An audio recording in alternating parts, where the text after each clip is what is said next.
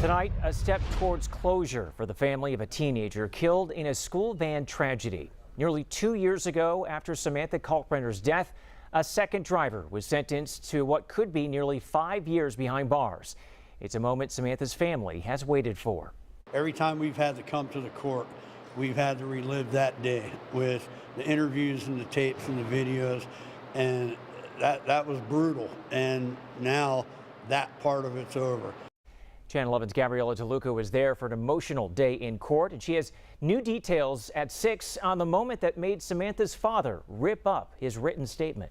Today's sentence appeared to be a total shock to the defendant, Andrew Voigt. He could barely stand and looked like he was ready to pass out as deputies were putting him into handcuffs.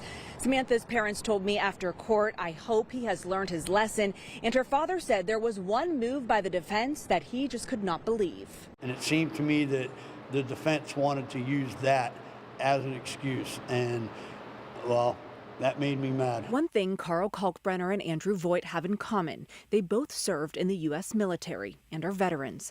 During Voigt's sentencing hearing for his role in the death of Carl's daughter, Samantha Kalkbrenner, Voigt's defense claimed he left the scene the day Samantha was killed because he has PTSD from his time in the military. That actually caused me to rip up I had a prepared speech, but I just wanted to focus on his service and the fact that he did not do what most service members would have done and blamed it on PTSD. 2 years ago, Voigt and William Soliday were racing on Richland Avenue in Dravosburg during the morning rush hour and driving up to speeds of 107 miles per hour. At the same time, a Sarah Catholic high school van was taking Samantha and 4 other students to school.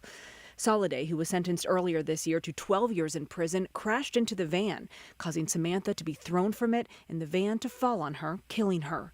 The other students were also hurt but survived. Voigt never stopped to help and left the scene. His actions that day, he chose to leave, and then he went home, and then he got rid of identifying markers on a car, and then went to work like nothing had happened. Like, unbelievable. Because Voigt didn't actually hit the van, he faced lesser charges and had been out on bond.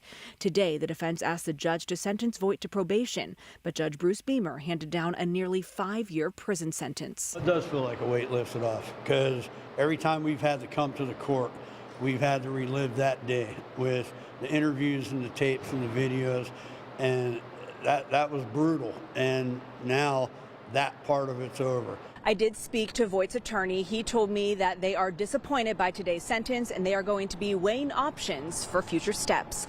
Reporting in downtown Pittsburgh, Gabriella DeLuca, Channel